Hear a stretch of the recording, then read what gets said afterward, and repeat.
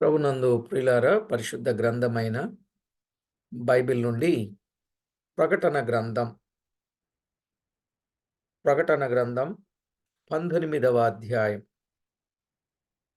ప్రకటన గ్రంథం 19వ అధ్యాయం 17 నుండి 21 వచనం చదువుకుందాం. 17 నుండి 21 వచనం. మరియు ఒక దూత సూర్య బింబములో నిలిచియుండుట చూచితిని. అతడు గొప్ప శబ్దముతో ఆర్భటించి, రండి, రాజుల మాంసమును, సహస్రాధిపతుల మాంసమును, బలిష్ఠుల మాంసమును, గుర్రముల మాంసమును, వాటి మీద కూర్చుండు వారి మాంసమును, స్వతంత్రులదేమి, దాసులదేమి, కొద్దివారిదేమి, గొప్పవారిదేమి, అందరి యొక్క మాంసమును తినుటకై దేవుని గొప్ప విందుకు కూడి రండని ఆకాశ మధ్యమందు ఎగురుచున్న సమస్త పక్షులను పిలిచెను. మరియు ఆ గుర్రం మీద కూర్చున్న వానితోనూ ఆయన సేనతోనూ యుద్ధము చేయుటకై ఆ క్రూర మృగమును, భూరాజులను, వారి సేనలను కూడి ఉండగా చూచితిని. అప్పుడు ఆ మృగమును దాని ఎదుట సూచక్రియలు చేసి దాని ముద్రను వేయించుకొనిన వారిని, ఆ మృగపు ప్రతిమకు నమస్కరించిన వారిని మోసపరచిన అబద్ధ ప్రవక్తయు పట్టబడి వారిద్దరు గంధకముతో మండు అగ్నిగుండములో ప్రాణముతోనే వేయబడిరి. కడమ వారు గుర్రము మీద కూర్చున్న వాని నోట నుండి వచ్చిన ఖడ్గము చేత వధింపబడిరి. వారి మాంసమును పక్షులన్నీ కడుపారా తినెను. చదవబడిన లేఖనం కొరకై ప్రార్థన చేసి వాక్యాన్ని ధ్యానం చేద్దాం. దయచేసి ప్రార్థనలో ఏకీభవించండి. ప్రార్థన. మహాగణుడవైన మా దేవ, మహోన్నతుడవైన మా ప్రియ ప్రభువా, మీ ఘనమైన, దివ్యమైన, అమూల్యమైన నామానికి స్తుతులు, స్తోత్రములు చెల్లిస్తున్నాం. చదవబడిన దైవ లేఖనమును బట్టి మిమ్మును ఎంతో స్తుతిస్తున్నాం. అందున్న అమూల్యమైన సంగతులను తేటగా మీరు మాకు నేర్పండి. మీకు రావలసిన ప్రభావ మహాత్యమును మీరు ఆపాదించుకొనమని వేడుకుంటున్నాం. అల్పులమైన మమ్మును, అయోగ్యులమైన మమ్మును, కొరగాని మమ్మును విశేషంగా మీ కృపచేత రక్షించారు. బలపరచి, స్థిరపరచి మీకెంతో మహిమ తేగలుగునట్లు సిద్ధపరచమని మా ప్రభు అయిన యేసు క్రీస్తు నామమున వేడుచున్నాము తండ్రి. ఆమేన్. ప్రభునందు ప్రియులారా, మనం చదువుకున్న దైవ లేఖనములో కొన్ని ఆధ్యాత్మికమైన సంగతులను మనము తప్పనిసరిగా నేర్చుకోవలసిన వారమై ఉన్నాం. మనము ఇప్పటి వరకు మన ప్రియ ప్రభు సంఘముతో దిగి వస్తారని, అందును గూర్చి దాదాపు 8 ప్రశ్నలు మనం విన్నాం కదా. ఈరోజు 17, 18 వచనాలలో దేవుని విందుకు పక్షులను పిలుచుట అని మీరు సబ్ హెడ్డింగ్ పెట్టుకుంటే, దేవుని విందుకు పక్షులను పిలుచుట, దేవుని విందుకు పక్షులను పిలుచుట. ఇది దేవుని గొప్ప విందు. మాంసము అనే పదము ఈ భాగములో 5 సార్లు కనబడుచు ఉన్నది. మాంసము అనే పదం ఈ భాగములో ఎన్నిసార్లు కనబడుతుందండి? 5 సార్లు కనబడుతూ ఉంది. శత్రువులు శరీర రీతిగా చనిపోయిరి, వారి మాంసమును తినవలసిన గడియ వచ్చెను. శరీర రీతిగా చనిపోయిరి, వారి మాంసమును తినవలసిన గడియ వచ్చెను. ఆయన రాజ్యమునకు ముందు ఆటంకముగా ఉన్న వారిని ఏలాగున సంహరించి తన రాజ్యమును స్థాపించును. విన్నారండి? ఆయన రాజ్యమునకు ముందు ఆటంకముగా ఉన్నవారిని ఇలాగు సంహరించి తన రాజ్యమును ఆయన స్థాపిస్తాడు. నిజమే. మత్తయి వ్రాసిన సువార్తలో 13వ అధ్యాయములో, మత్తయి వ్రాసిన సువార్త 13వ అధ్యాయం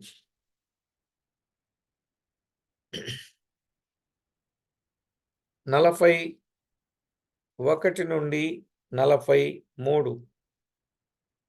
మనుష్య కుమారుడు తన దూతలను పంపును, వారు ఆయన రాజ్యములో నుండి ఆటంకములగు సకలమైన వాటిని దుర్నీతి పరులను సమకూర్చి అగ్నిగుండములో పడవేయుదురు. అక్కడ ఏడ్పును పండ్లు కొరుకుటయు ఉండును. అప్పుడు నీతిమంతులు తమ తండ్రి రాజ్యములో సూర్యుని వలె తేజరిల్లుదురు. చెవిగలవాడు వినుగాక. చూసారా ఎంత స్పష్టంగా? మనుష్య కుమారుడు తన దూతలను పంపినప్పుడు వారు ఆయన రాజ్యములో నుండి ఆటంకములగు సకలమైన వాటిని దుర్నీతి పరులను సమకూర్చి అగ్నిగుండములు పడవేయుదురు అన్నాడు కదా. కాబట్టి ప్రియులారా, ఆయన రాజ్యమునకు ముందు ఆటంకముగా ఉన్న వారిని ఏరి పారవేసి సంహరించి తన రాజ్యాన్ని స్థాపిస్తాడు. సరే, ఇక్కడ మనము దేవుని గొప్ప విందును చూస్తున్నాం. ముఖ్యముగా బైబిల్లో 3 గొప్ప విందులు చూడగలం. 3 గొప్ప విందులు ఉన్నాయి. ఏంటా 3 గొప్ప విందులు? 1, యేసుక్రీస్తే సర్వ మానవాళి కొరకు విందాయను.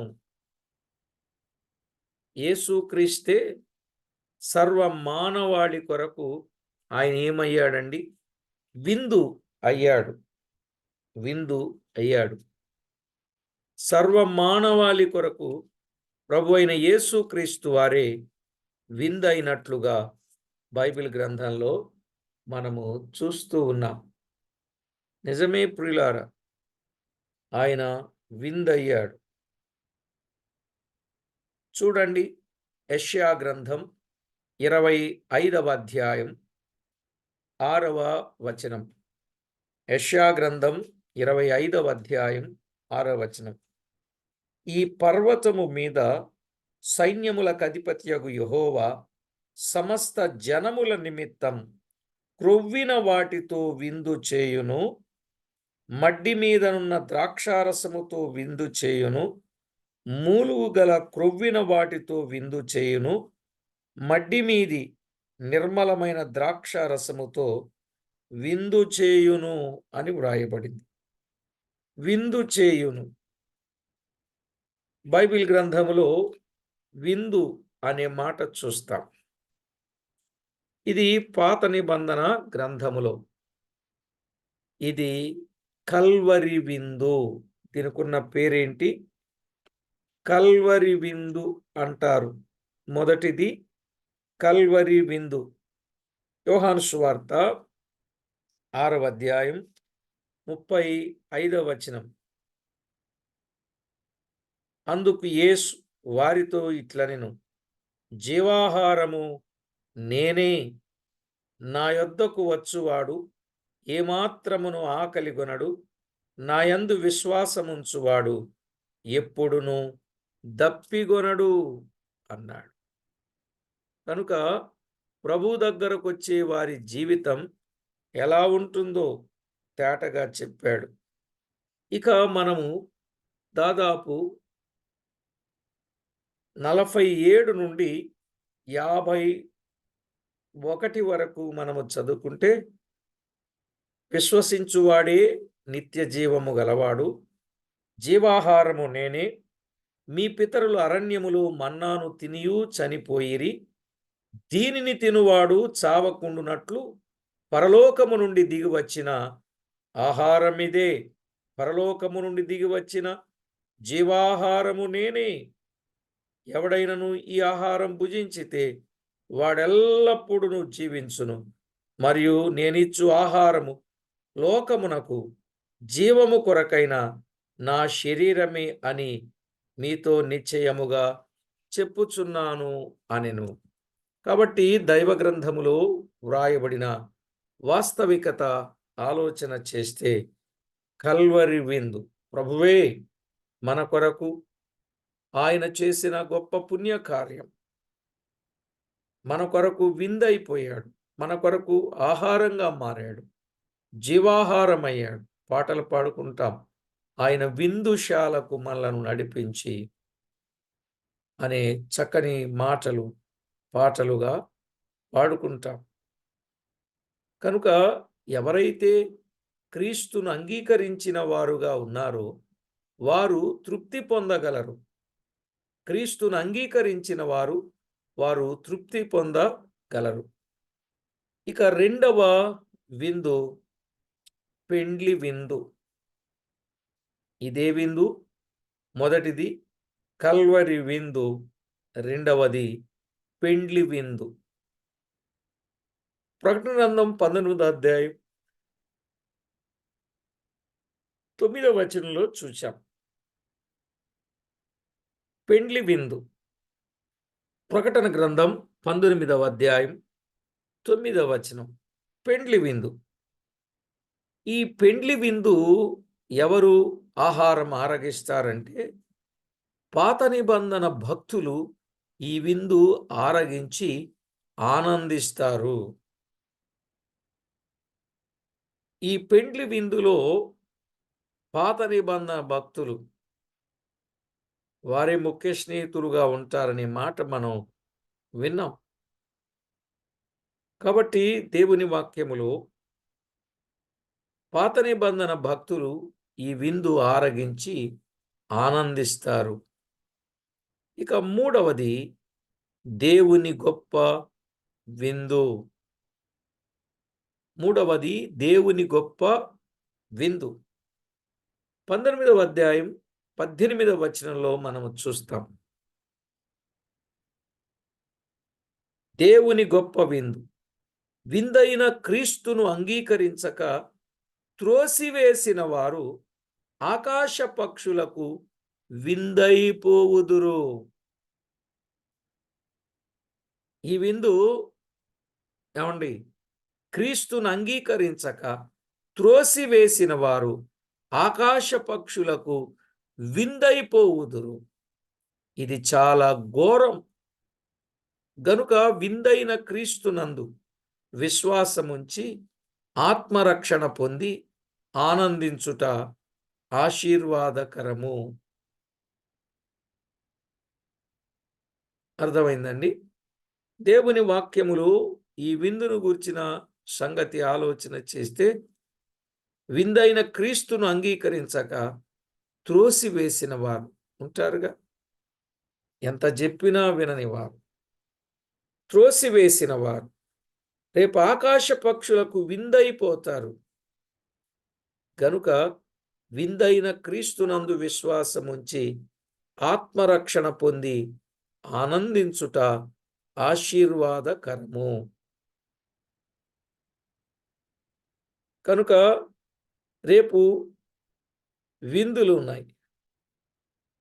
ఒకటి కల్వరి విందు, 2 పెండ్లి విందు, మూడవది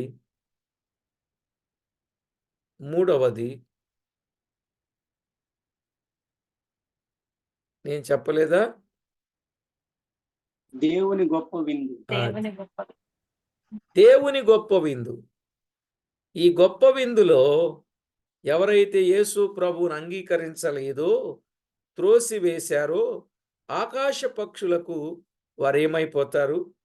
విందైపోతారు. గనుక విందైన క్రీస్తునందు విశ్వాసముంచి ఆత్మరక్షణ పొంది ఆనందించుట అది ఆశీర్వాదకరము. ఏమండి, మనం విందు ఆరగించేటట్టు ఉండాలి కానీ ఆకాశ పక్షులకు విందైపోయేటట్లుగా మనము ఉండకూడదు అనే మాటలు దేవుని వాక్యములో స్పష్టంగా మనము చూస్తున్నాం. ఇక మరొక మాట 19 నుండి 21 వచనాలు, శత్రువుల నాశనం. చెప్పండి, 19 నుండి 21 వచనాలు. శత్రువుల నాశనం. శత్రువుల నాశనం. యుద్ధములో జయశాలి అయిన రాజు శత్రువులను లోపరుచుకొని రాజ్యపాలన చేయుట సర్వసామాన్యమైన విషయం. యుద్ధములో జయశాలి అయిన రాజు శత్రువులను లోపరుచుకొని రాజ్య పరిపాలన చేయుట సర్వ సామాన్యమైన విషయం. ఆ గుర్రం మీద కూర్చున్న వానితో, అంటే క్రీస్తుతో, ఆ గుర్రం మీద కూర్చున్నది ఎవరు? క్రీస్తు. ఆయన సేన ఎవరు? పరిశుద్ధులు. ఆయన సేన పరిశుద్ధులు.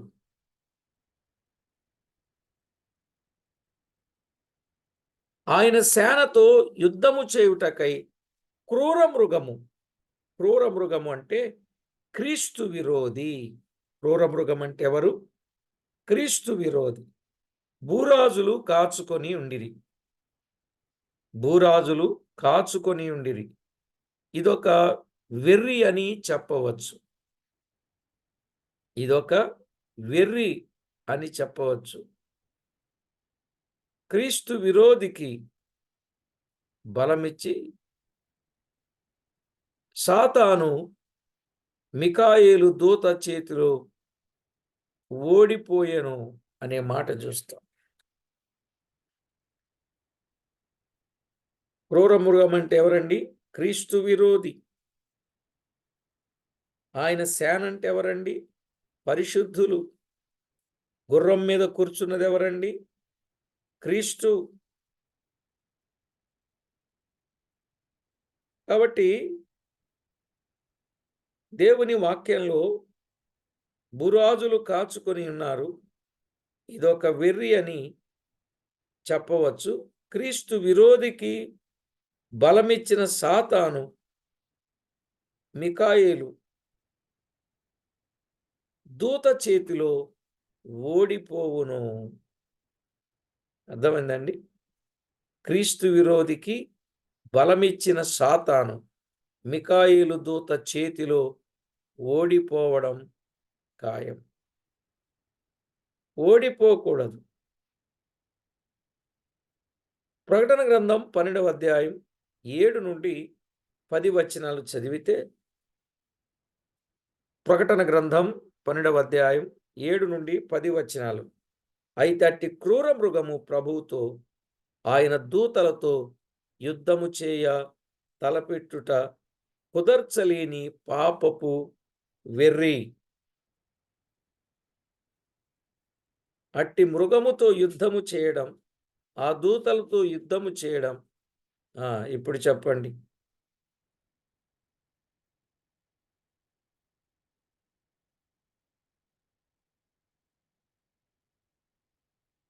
క్రూర మృగముతో ప్రభు ఆయన దూతలతో యుద్ధము చేయ తలపెట్టుట కుదర్చలేని పాపపు వెర్రి. సరే, ఇక్కడ క్రూర మృగమును వాని అబద్ధపు ప్రవక్తయు పట్టబడి అగ్నిగుండములో వేయబడుదురు అన్నాడు. చూసారా, ఎక్కడ తీసుకెళ్ళి వేస్తాడు? అగ్నిగుండములో వేయుదురు. కడమవారు ప్రభు నోట నుండి వచ్చిన ఖడ్గము చేత వధించబడుదురు. చూసారా, క్రూర మృగం ప్రభువుతో ఆయన దూతలతో యుద్ధము చేస్తాడు. యుద్ధము చేసినప్పుడు కుదర్చలేని పాపపు వెర్రి.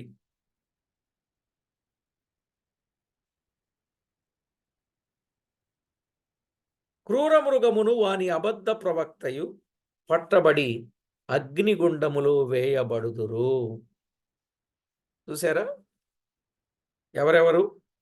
క్రూర మృగమును అబద్ధ ప్రవక్తయు వారు పట్టబడి అగ్నిగుండములో వేయబడతారు.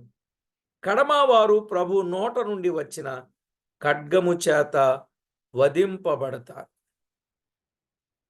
కడమవారు ప్రభు నోట నుండి వచ్చిన ఖడ్గము చేత వధించబడతారు. ప్రకటన గ్రంథం 17వ అధ్యాయం 14వ వచనంలోను, 19వ అధ్యాయం 21వ వచనంలోను చూసారా? కడమవారు ప్రభు నోట నుండి వచ్చిన ఖడ్గము చేత వధింపబడతారు. 17వ అధ్యాయం 14వ వచనంలో, 19వ అధ్యాయం 21వ వచనంలో మనము చూస్తాం. శత్రువులను నశింపజేయునది, శత్రువులను నశింపచేయునది యెషయా గ్రంథం 11వ అధ్యాయం 4వ వచనంలో, యెషయా గ్రంథం 11వ అధ్యాయం 4వ వచనంలో వాగ్దండము చేత, వాగ్దండము పెదవుల ఊపిరి అని ఉన్నది. వాగ్దండము పెదవుల ఊపిరి అని ఉన్నది. తెస్సలోనికలకు రాసిన 2వ పత్రిక 2:8లో, తెస్సలోనికలకు రాసిన 2వ పత్రిక 2వ అధ్యాయం 8లో తన నోటి ఊపిరి ఆగమనమున ప్రకాశము చేత సంహరింపబడును అని మనం చూస్తున్నాం. దేవుని వాక్యములో ఎంతో స్పష్టంగా గుర్తించాల్సిన సంగతి. శత్రువులను నశింపచేయునది యెషయా 11:4లో వాగ్దండము పెదవుల ఊపిరి అని ఉన్నది. వాగ్దండము పెదవుల ఊపిరి. తెస్సలోనికలకు రాసిన 2వ పత్రిక 2వ అధ్యాయం 8వ వచనం. తెస్సలోనికలకు రాసిన 2వ పత్రిక 2వ అధ్యాయం 8వ వచనంలో తన నోటి ఊపిరి ఆగమన ప్రకాశము చేత సంహరింపబడును. చూశారండి? తన నోటి ఊపిరి ఆగమనము ప్రకాశము చేత సంహరింపబడును. జకర్యా గ్రంథం 14వ అధ్యాయం 12వ వచనంలో తెగుళ్ళు చేత ముత్తబడుననియు దేహములు, నాలుకలు, కన్నులు కుళ్ళిపోవునని ఉన్నది. చూశారా పరిస్థితి ఎలా ఉండబోతుందో? ఎన్ని ఉన్నా ఏమి ఉన్నా ప్రభువు మీద ఆనుకోవాలన్నా తెగుళ్ళు చేత మొత్తబడిననియు దేహములు, నాలుకలు, కన్నులు కుళ్ళు పోవుననియు ఉన్నది. ఇవన్నీ ఒకే సందర్భంగా చెప్పబడ్డాయి. ఆయన ఊపిరిలోనే శక్తి ఉంది. అసలు ఆయన ఊపిరిలోనే శక్తి ఉంది. వారి మాంసమును పక్షులన్నీ తినునవి 17-18 వచనాల్లో ఉన్నది. యేసు క్రీస్తును అంగీకరించక, రక్షకునిగా అంగీకరించక అట్టి నాశనం నుండి తప్పించుకోగలిగిన వారు ఎంతమంది ఉన్నారు? శత్రువుల నాశనం మనం చూస్తున్నాం. శత్రువుల నాశనం గనుక ఏ ఒక్కరైనా దేవునికి అనుకూలంగా ఉండాలి, దైవ చిత్తమును పాటించాలి, దేవునికి ఇష్టలుగా జీవించాలి. శత్రువుల నాశనం 19 నుండి 21 వచనాలు, వచనం వెంబడి వచనాన్ని మనము జాగ్రత్తగా విన్నాం. కనుక ఏది ఏమైనా సంగతిని సరిగా యోచించి ప్రభువుకు అనుకూలంగా జీవించడం అనేది అది ఆలోచించవలసిన విషయం. మనము దేవునికి ఎప్పుడు శత్రువులంగా ఉండకూడదు. దేవునికి మిత్రులుగా ఉండాలి. ఎందుకంటే భవిష్యత్తులో నాశనం శత్రువుల నాశనం ఉన్నది. కనుక ఆ నాశనం యొక్క ఆనవాళ్ళు మనలో లేకుండా ఉండాలంటే ఖచ్చితంగా అంగీకరించి, నమ్ముకొని, నమ్మకముగా దేవుని కొరకు జీవించవలసిన వారమై ఉన్నాం. గనుక ప్రభునందు ప్రియులారా, దేవుని వాక్యములో వ్రాయబడిన వాస్తవాలు శత్రువుల నాశనం, శత్రువుల నాశనం. దేవుని విందుకు పక్షులను పిలుచుట అనే మాట మనం విన్నాం. ఆ తర్వాత శత్రువుల నాశనం 19 నుండి 21 వచనాలు మనము చదువుకుంటే ఇంకా తేటగా తేలిగ్గా అర్థమవుతుంది. కనుక ఏది ఏమైనా ప్రభునందు ప్రియులారా, జయించిన వానికి సర్వమానవాళికి విందు, అదే కల్వరి విందు. యెషయా గ్రంథం 25:6లో చదువుకున్నాం. యోహాను సువార్త 6వ అధ్యాయం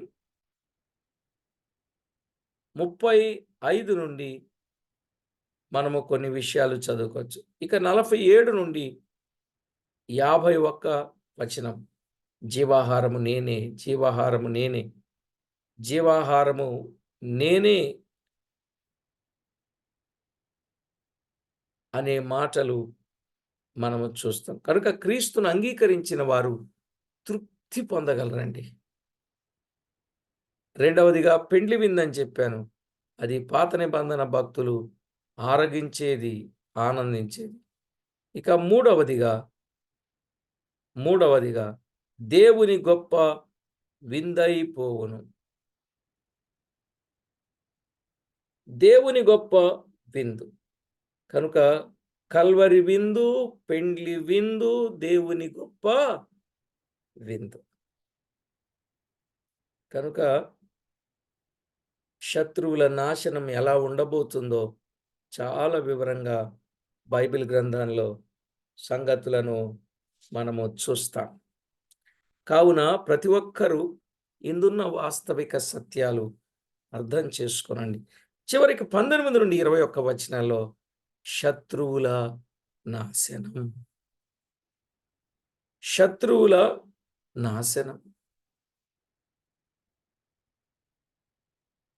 శత్రువుల నాశనం. ఆ తర్వాత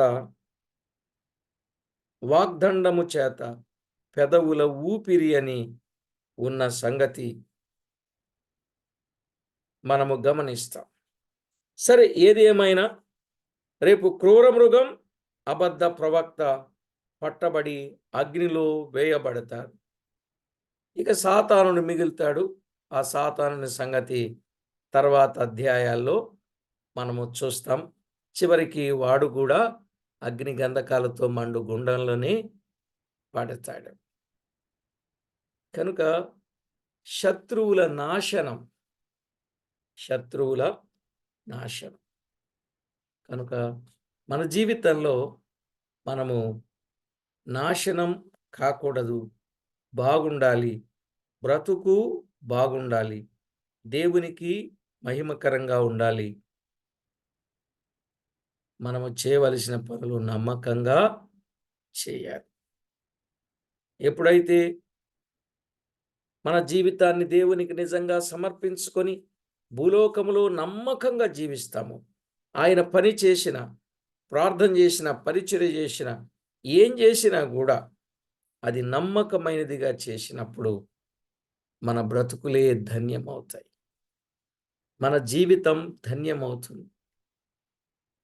ఆ పరలోకపు మహామహిమలో ఆనంద సంతోషములు గలవారమై ఆయనకు వెళ్ళవలసిన ప్రభావాన్ని మనం ఆపాదిస్తూ ఈ కడువరి కాలంలో చాలా భక్తిగా ఉండాలి.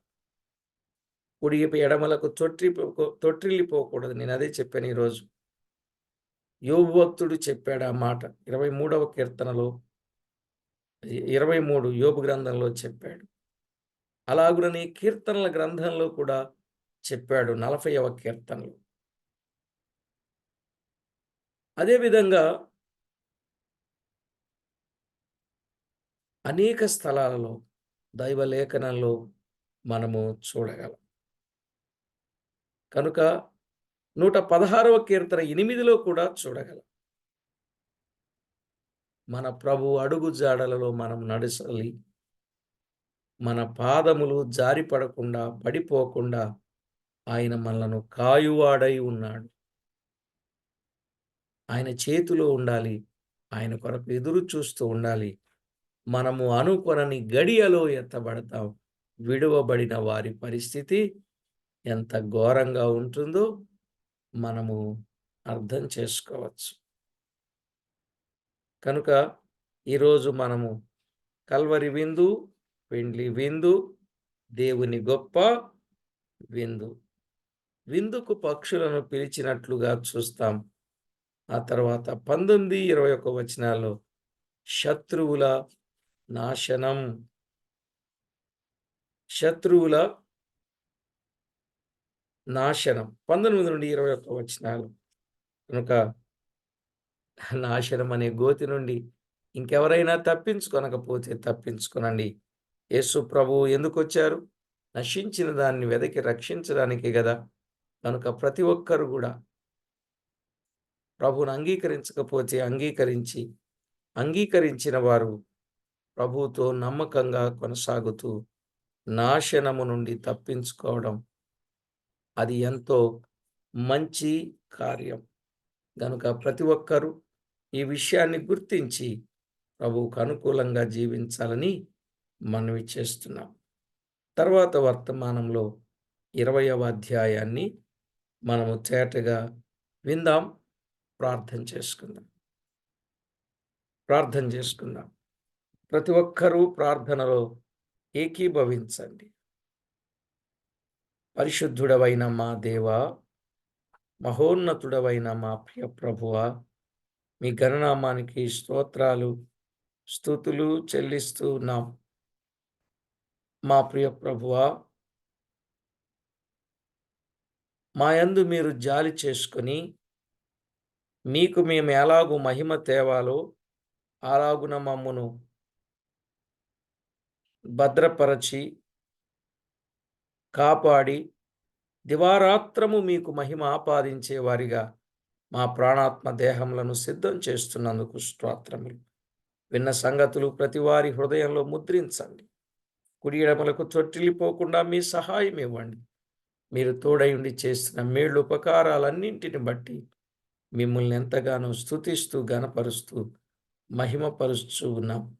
మా ప్రియ ప్రభువా, మా దేవా, మీ రాకడ వరకు మేమెంతో నమ్మకస్తులంగా మీకు మహిమకరమైన వారంగా అనుదినము దినదినము మేము జీవించున్నట్లు మమ్మను సిద్ధపరుస్తున్నందుకు స్తోత్రములు చెల్లిస్తూ మా ప్రాణనాథుడు, ప్రియుడు, మా రక్షకుడునైన యేసు క్రీస్తు అతి శ్రేష్టమైన అమూల్యమైన నామమున స్తోత్రము చెల్లించి స్తుతించి ప్రార్థించి మిక్కిలి వినయముగా బ్రతిమిలాడి వేడుచూ ఉన్నాం మా ప్రియ పరలోకపు తండ్రి. ఆమేన్. ప్రభునందు ప్రియులారా, దేవునికి మహిమకరంగా జీవించడం, కడవరకు నమ్మకంగా ఉండడం, కల్వరి విందులో పాలు పొందిన వారు పెండ్లి విందులో ఉంటారు. పక్షులకు విందుంది, అది విడువబడిన వారు. దేవుణ్ణి ఎరుగని వారికి అలాంటి పరిస్థితులున్నాయి. మనము జాగ్రత్త పడి దేవునితోనే సహవాసం చేయాలి.